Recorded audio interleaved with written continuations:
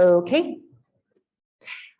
To switch up, my name is Dr. Legacki. I'll be speaking to you today about steroid metabolism, pregnancy, and ungulates, and perhaps give a little insight into the reproductive strategies of evolution. So why am I here? I am a born and bred animal biologist from UC Davis. I got my undergrad there as well as my PhD, but I'm currently at NIST. I don't know if any of you have heard of NIST. I hadn't before I started. It's the National Institute of Standards and Technology, and I'm housed at the Hollings Marine Lab here at Charleston, so I get to enjoy this weather. It's beautiful, by the way. It was not so pretty 2 months ago, but fall and spring in Charleston are glorious. I'm currently acting as an analytic chemist. So jump from pigs to analytic chemistry was a bit of a jump. And how did I get there? This man brought me. Oh, he looks a little different now. Dr. Al Conley. So Dr. Al Conley really wanted to jump into the comparative aspects of the steroid metabolome during pregnancy. And so when he wasn't able to find an analytical chemist that could speak with him about biology, he found a biologist who could speak to him about analytical chemistry. And so I jumped into the world of analytical chemistry and started working on mass spectrometry in order to measure steroid hormones during gestation. I'm going to be focusing specifically on my work that I did with Al Conley, as he was supposed to be here today, and I filled in. But I am currently working on fish mucus and the steroid metabolome in fish mucus and alternative matrices that I would be happy to talk about later if anyone's interested in fish. So Al and I found that the majority of studies are not particularly comparative. The term comparative is usually used when it's not human. So comparative endocrinology specifically relates to something that's other than human.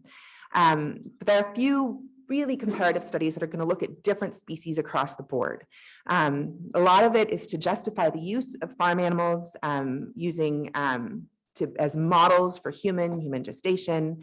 And they tend to seek similarities and not differences. So this is just a couple of different papers I pulled out that we read. But what I wanted to do is I wanted to explore the differences in reproductive physiology and reproductive endocrinology during gestation. So I jokingly call it the Jackson-Pollock theory because it almost seems as if someone took reproductive strategies and sprinkled them haphazardly across the animal kingdom. We already know there's reproductive differences within species. We know that there's differences throughout maternal recognition. There's dramatic differences in placentation. There's dramatic differences in progesterone support during pregnancy. And none of these differences are not necessarily associated with phylogeny, and they're, again, randomly sprinkled throughout the animal kingdom. And just to remind you of these overall these differences, this was pulled from a current publication that came out of the Conley lab. We looked at differences with multiple species, so looked at differences between the carnivores, presiodactyls, the set artiodactyls, and through in primates as well. So I'll be pulling from that when I talk about phylogeny, and this is what I'm going from. So to start with, we've got maternal recognition. Again, maternal recognition is simply the embryo telling the mom, don't flush me, I'm here. And the different species definitely have different ways of going about maternal recognition. So ruminants use interferon tau. They're ovine or bovine specific, and it tends to dampen the secretion of PGF2 alpha, which we know is supposed to lyses the CL. The CL is what produces the majority of the progesterone to support pregnancy. In pigs, though, it's completely different, and pigs are grouped in this ungulate group. And pigs are grouped into the artiodactyl group. Estrogen, pigs will secrete estrogen. This is an anti-luteolytic, and it basically redirects the PGF2 alpha into the uterine lumen, and so it doesn't go to the CL and goes into the uterus. With pigs, it's interesting enough that you have to have 2 embryos per horn in order to achieve this effect. The horse is fairly strange. The horse has this transuterine migration.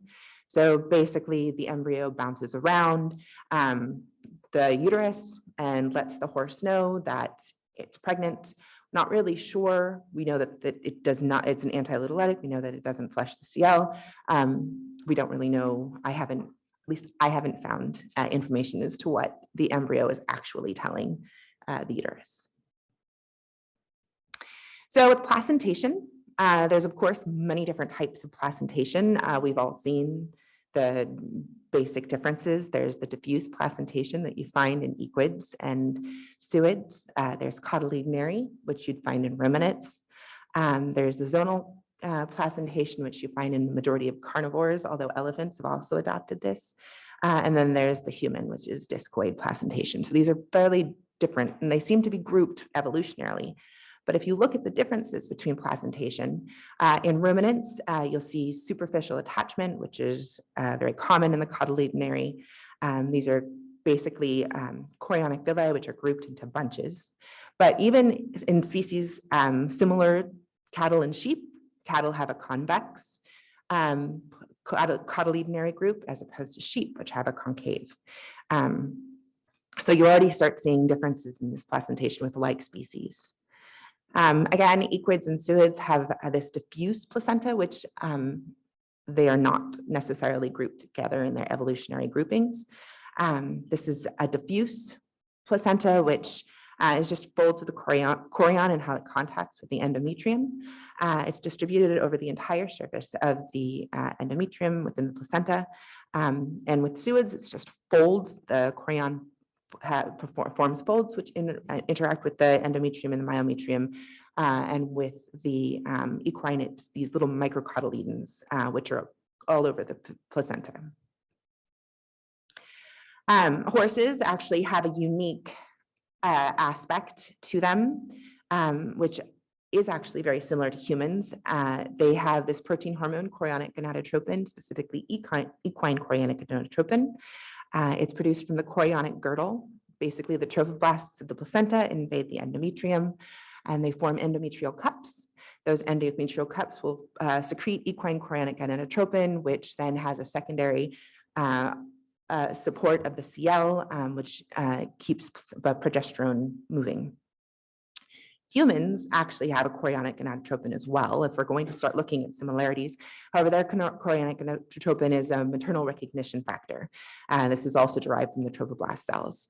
Chorionic gonadotropin has been found in other species as well, but very few.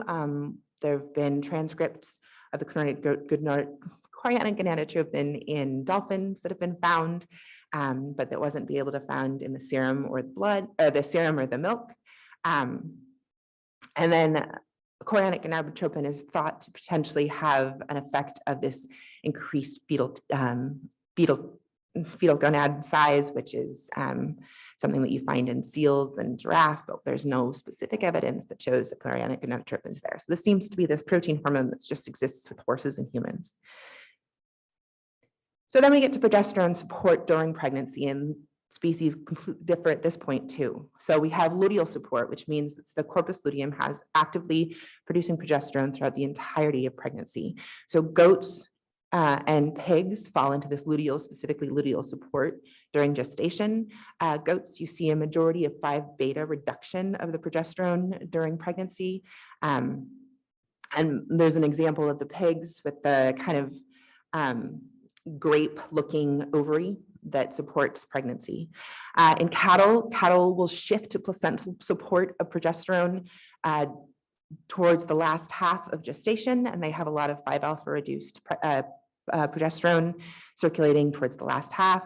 Sheep, they can shift to luteal support as early as 50 days, and they have this 20-alpha hydroxylase that produces the majority of metabolizes the majority of their progesterone.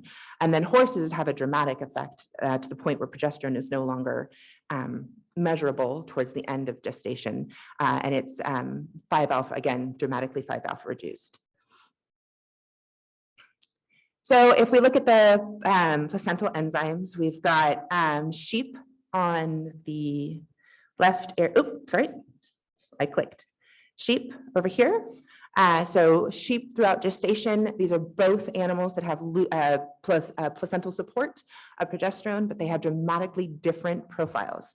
So sheep will have a rise in progesterone and an equal rise in this 20-alpha hydroxyprogesterone. So it's hydroxylated progesterone, which is fairly well known, but horses have this extremely high level of 5-alpha reduction in their placenta and a extremely high level of activation, and it metabolizes to the point that progesterone is no longer detectable towards that last half. And you see that very dramatic shift between the luteal support of pregnancy very early on and the placental support of pregnancy very towards the end.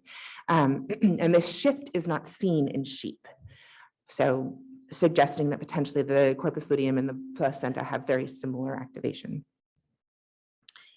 So then the question became, what do the stereogenic enzymes look like in the different species? So we obviously see that it's not necessarily a luteal versus placental difference, that maybe that all these animals are expressing different stereogenic enzymes at different points in time. So Al and I recruited the amazing Dr. Siobhan Liu, who works at the University of Kentucky at the Gluck Equine Research Center, and she constructed some phylogenetic trees for us based off of both the steroid hormone metabolites that I was able to measure, and then also off of nucleotide sequences that she obtained from the NCBI orthologics tool. To be 100% honest, this was all her work. And so while I can talk to you about the differences that we saw as to her actual methods, I would highly recommend that you reach out to her because she is amazing. She used the maximum likelihood method and then used human sequences as an anchor in order to develop some of these phylogenetic trees. So we took a look at what was available within these databases and kind of narrowed it down to different sequences that we could find in order to compare across species. Specifically some of the cytochrome P450s, which is everywhere, but we have a few that we looked at that were specifically focused on gestation. So we looked at 5-alpha reductase, which is just the reduction of the delta 5, delta 4 bond, both the 5-alpha reductase 1 and then 5-alpha reductase 2. We looked at the enzyme of cholesterol side chain cleavage enzyme, so the CYP11A1. I'm sure, as most of you know, this catalyzes the conversion from cholesterol to pregnenolone. It is the first and rate-limiting step of steroid synthesis of hormones. It's not only found in placenta, it's found in other tissues as well. We looked at the 17-alpha hydroxylase and 1720 lysate, which is the CYP17A1. And then looked at aromatase as well, which is the CYP19A1. And this catalyzes kind of that last step of estrogen biosynthesis, which is the figure that you see there. So these cytochrome P450s are fairly involved in the catalysm of steroid hormones. So when we looked at the different differences between the expression of these enzymes, we found what in first CYP11, we found what we expected is they're kind of clumping together. So horses and donkeys will clump up with the other perissodactyls, up with the southern white rhino, the cattle and the sheep and the goat will come together as well. And then the pig clumps actually, interestingly enough, down with the cetaceans. I want to remind you, so this was a comparative study that we did across multiple species, which is why you're seeing whales. I recognize they're not farm animals, but just try to pretend they're not there. But interestingly enough, when you look at the 5-alpha reductases, 5-alpha reductase 1 is on the right, 5-alpha reductase 2 is on the left. When you see that, you see, again, these animals kind of clumping together, but they're clumping together with different species. The pigs are still sort of clumped with the whales. Horses and donkeys are clumped together, and the cattle and sheep as well. But the differences between these species are slightly different. And then again, when you look at kind of the CYP17A and CYP19, You see that the horses and donkeys seem, CYP17A is on the right-hand side, and CYP19 is on the left. And you start seeing the horses and the donkeys clumping with the human. Cattle and sheep are still clumping together, and cattle and sheep and pigs start clumping together a little bit more. And the only reason why I bring this up is that depending on what enzyme you're looking at for during gestation, you can have completely different, well, not completely different, but we are having different separation of these species, kind of giving again the idea of these changes in the expression of these enzymes, which of course would change the expression of steroidogenesis, and then can start to look at the differences between the species and how potentially they evolved to deal with reproduction and gestation.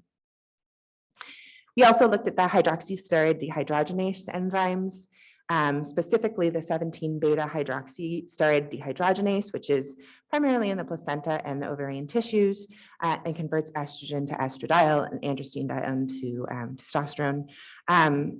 We did not look at the 3-beta hydroxy dehydrogenase because, interestingly enough, even though it is a main hormone, obviously, as it's the main enzyme that creates that synthesizes progesterone.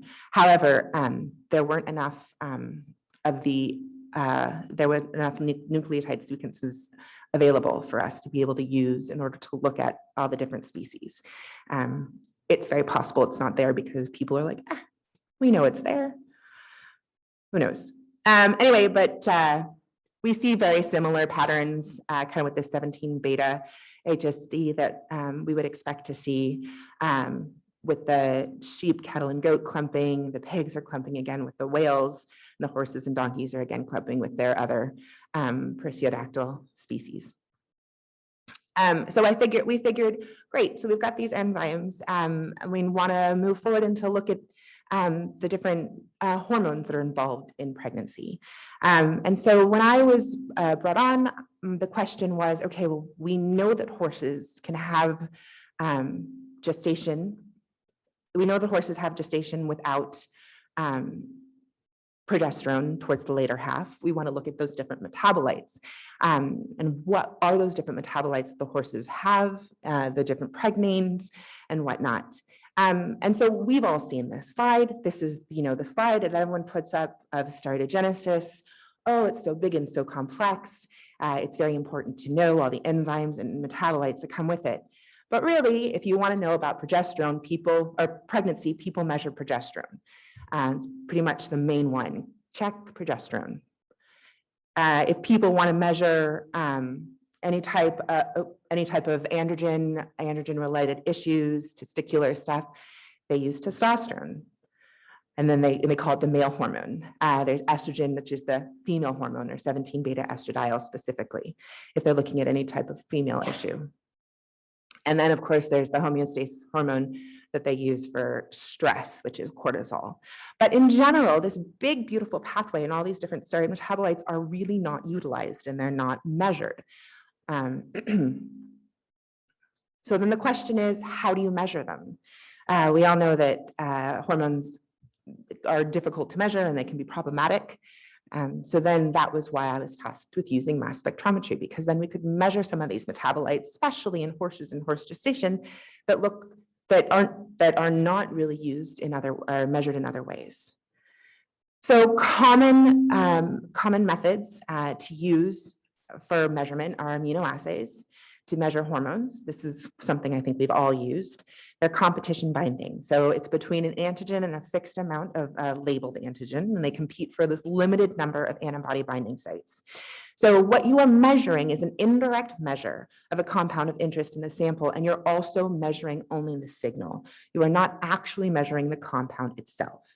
So it's a secondary measurement. The great thing about immunoassays is that they're incredibly sensitive, that they can measure one hormone fairly quickly. It's fairly easy to teach someone to run them. They answer questions, some questions. But when you start getting into some of the complexities, we get issues. We have a lot of cross-reactivity with immunoassays. These antibodies that are raised to the hormones look very, very similar, and there's a lot of cross-reactivity. So some of these assays will pick up hormones that concentrations that will be off. You're not necessarily measuring everything, or you're not measuring what you think you're measuring. A really great example, and I probably should have a graph of this, is DHT in sharks. Sharks, they thought they were measuring testosterone for the longest time, and they weren't. There were certain sharks, and they were measuring dihydrotestosterone. So you start measuring things that you're not necessarily measuring. And then, so that's kind of the main issues. And you're only able to measure one hormone at a time. So it becomes labor intensive and potentially expensive, which is why high performance liquid chromatography, tandem mass spectrometry was kind of the way to go if you're going to look at different hormone metabolites or different hormones across species, and different hormones throughout gestation. So first, what you need to do is, the nice thing about chromatography, or the LCMS, is that you're separating out these compounds. So you're not looking at everything at once. We use chromatography to separate out compounds of interest. And basically how chromatography works, I think, is you put in a mixed bag. So you put in your serum that has all sorts of metabolites and hormones. These different compounds will separate out based on chemistry, size, structure, pressure within your column, also what the column is made out of. Most columns are made out of a C18 carbon, and they bind to the hormones of interest. Some are phenol columns, there are all sorts of different ones. And so what you do is they will separate out and then will be flushed out into your instrument, into the mass spectrometer, which is the detector. Now, the nice thing about this is that if you have a consistent temperature, if you have a consistent column and whatnot, all of these compounds are going to have the same retention time every time you run them. And so you always know that androstenedione is going to come out before testosterone, so no matter what. So it's fairly easy to separate these compounds out. And then what happens is they're filtered into the mass spectrometer, depending on the different type of mass spectrometry you're going to use. But it's basically electron bombardment. These particles are charged and separated according to their mass to charge ratio. And then sometimes you can just simply flush that into the detector, and they detect the mass to charge ratio of the compound of interest. Or if you're looking at kind of more of a tandem mass spectrometry, which is targeted compounds are selected. So this is a software. You let them know, I want to look for X. This is the mass to charge ratio of X. And then you break it apart. You send it into a secondary method. You break a secondary area. You break that apart. And these are fragmented. They tend to fragment in very similar ways. And those fragments, which are the fingerprint of the compound of interest, is funneled into the detector. And that's a secondary method of saying, yes, this is the compound you're interested in. So not only can you get the mass to charge ratio of your initial compound, you're also going to get those fragments. So you have two levels of validation that the compound of interest is what you're looking for. So you've got both the retention time and you've got this fragmented fingerprint. Now, this is how most work. Steroid hormones are very tricky. They're tricky for all sorts of reasons. Specifically, they're very nonpolar and they're fairly stable. So getting them to ionize is complicated, to be gentle. They're very small molecules. So they're, under 400 grams per mole. So it's very, very difficult to break them apart to have appropriate fragments as well. So your fragment sizes are going to be very, very small, as well as the measurement of the compound itself. They're in very small concentrations in the body, so it's very difficult. You have to get the sensitivity right. You have to concentrate your sample down enough. But the trickiest part about steroids is that they're very, very similar in structure. They have that cholesterol backbone that we all know and love. They only differ in number of carbon bonds and side chains, and they're very similar molecular weights. So an example is progesterone, which can be very easily metabolized to hydroxylase, say in the sheep, which you get that 20 alpha hydroxyprogesterone. And then you have DHP, or you have progesterone can be metabolized to 5 alpha reductase, as in the horse. And then you get this 5 alpha dihydroprogesterone. Now, the molecular weights, as you can see, are almost exactly the same. The 316 versus 316 are a little difficult to suss out. However, the nice thing about them is that they do have very unique retention times, and they have very unique fragmentation patterns. However, 20-alpha hydroxyprogesterone and progesterone themselves do not have unique retention times, nor do they have unique fragmentation patterns. So it makes for a complicated method development. But once you've spent your time banging your head against the wall, hence the grumpy look on my face when I originally showed you the picture of my mass spec, you do get this lovely method that measures steroid hormones from all classes. So there's, it didn't switch. Oh. Is there something wrong with the one slide? Oh, well, it's okay. It's not. We go. I'm fairly proud of this method. So, is there something wrong with it? It's just not working. It's okay. We'll go back to this tricky start. It's all right. It's not. You guys don't care. So the nice thing about it is that you've got multiple different classes that you can look at. You've got pregnanes, and we were able to measure a ton of different pregnanes that you'd get cross-reactivity with. So pregnenolone, which pregnenolone is not necessarily a pregnane, but I always group it in probably because it starts with a P. And then we've got progesterone, we've got the 20-alpha hydroxyprogesterone, all the hydroxylated, all of the 5-alpha reduced, and their metabolites as well. So you've got a great idea of the metabolites and the metabolism that's happening within the placenta in the body. We're also able to look at androgens and multiple different metabolites of androgens. And then we're also to look a few estrogens. Estrogens are a little trickier, and they have to be run in a different way that we could talk about later. But glucocorticoids as well can be run in a similar method. In fact, that picture included some of the glucocorticoids you could look at, as well as mineralocorticoid, the aldosterone. So you can look at a whole bunch of things in one fell swoop. And the nice thing about this is it's one assay, it's one preparation. So you don't have some of that error when you're comparing between assays. And so it makes for the comparison of steroid hormones during gestation across species extremely easy. Well, I mean, technically speaking. Okay, is it working? There we go, we've got horses. So horses in late gestation, and this is just a snapshot.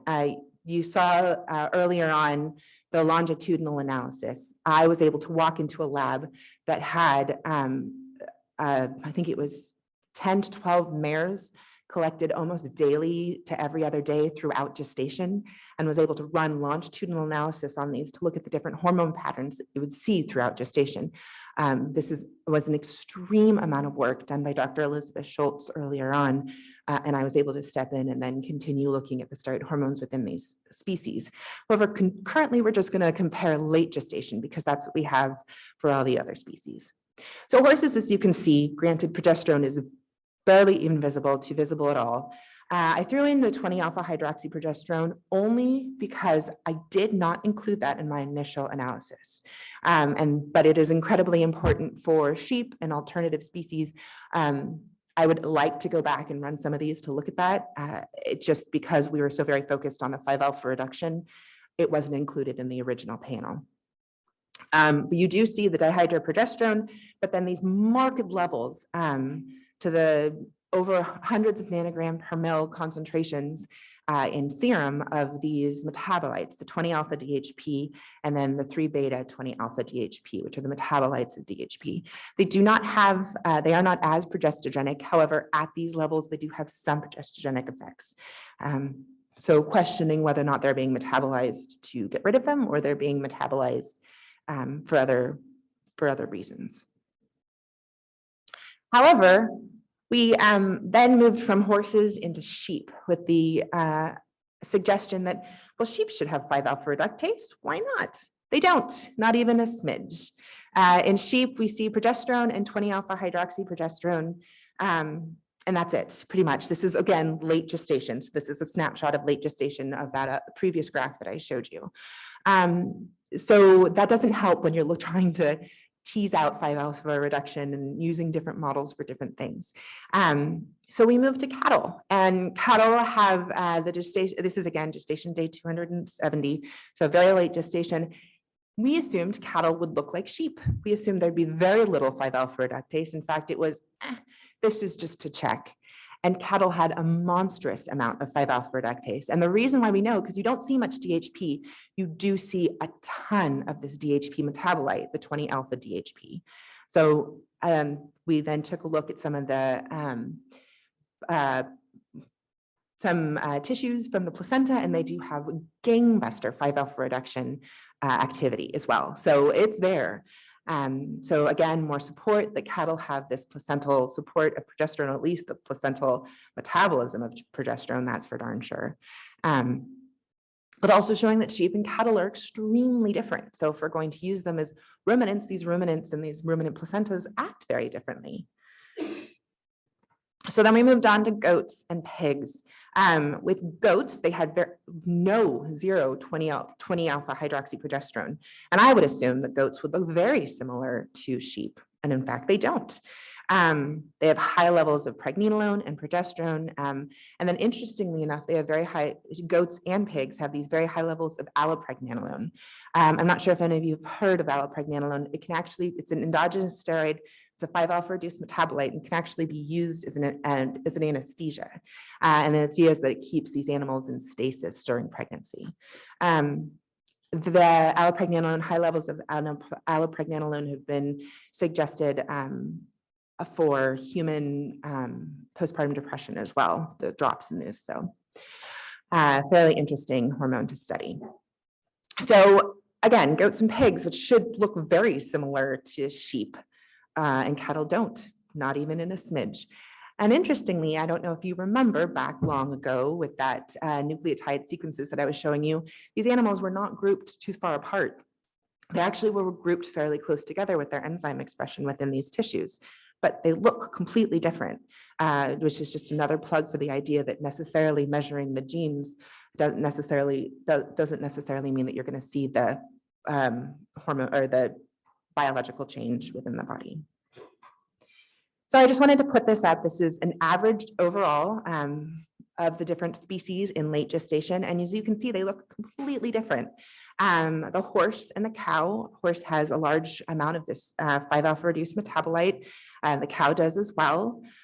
Sheep are pretty much half and half progesterone, 20-alpha hydroxyprogesterone, compared to the goat, which is right next to it. And the goat is a lot of progesterone and then also a lot of pregnenolone.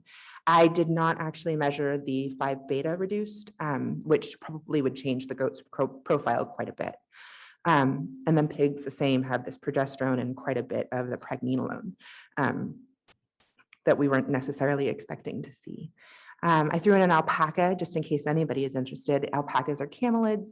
Although they're grouped with the sheep and the cattle and the goats, they have some aspects of equine gestation as well. And they also look quite different than all of these species.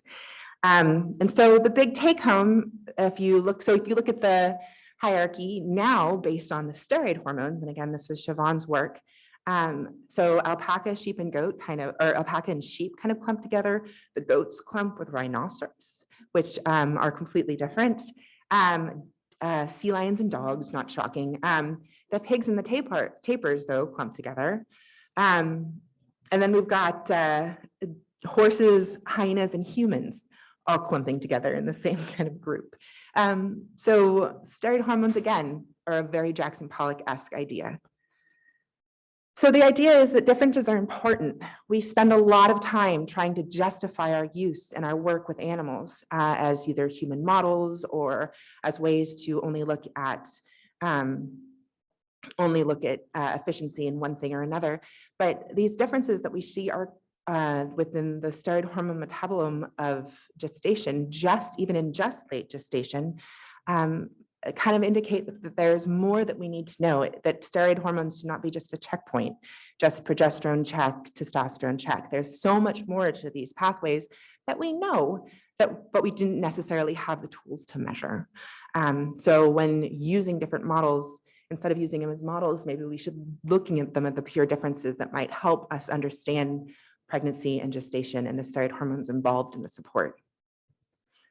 So what I call the steroidome or steroid metabolome, the future of that is, so with these longitudinal data studies that I was lucky enough to look into with the horses are really difficult to do if you're just going to be looking at serum. So we need to start looking at alternate matrices. So there's very common to use urine and feces to measure steroid hormones, but again, we're using immunoassays and we're just using these hormone conjugates. But using mass spec, we can actually look at the different metabolites that we see in these urine and the feces. And we can take into account this alternate sites of metabolism. We can take into account the metabolism of hormones in the kidney, metabolism in the liver, and then what you're going to get, what the different hormones are going to look like when they come out. Currently, we're looking at steroid hormones in the urine of pregnant women and see marked differences in hormones in very early pregnancy from day of implantation to about 5 weeks in, and we're seeing different hormone. We're looking at the metabolites within the urine, and then also looking at cheetah pregnancy and doing something similar. And the nice thing about the steroidome is that you can use the high resolution mass spectrometry to look at very specific hormone metabolites and kind of use a semi-targeted approach. So instead of looking at everything within the urine or the feces, you can just look at the specifically hormone metabolites to have a better idea of these steroid pathways and how these steroid pathways change throughout pregnancy. And because we know these steroids, what they should be looking like in the serum, we know what they should be looking like in the urine. And with that, it would be, of course, impossible without Al Conley's lab, because he's the one that put me on this pathway. Joe Corbin and Casey Hoffman and Rebecca Cotterman are amazing staff that helped me along in this journey, and also the equine analytical lab at UC Davis that allowed me to work pretty much independently in their lab and futz around with their instruments and offer extreme advice. And then, of course, Siobhan Liu at the University of Kentucky, who elevated this work to help us look at the evolutionary impacts of these changes. And with that, I will happily take questions.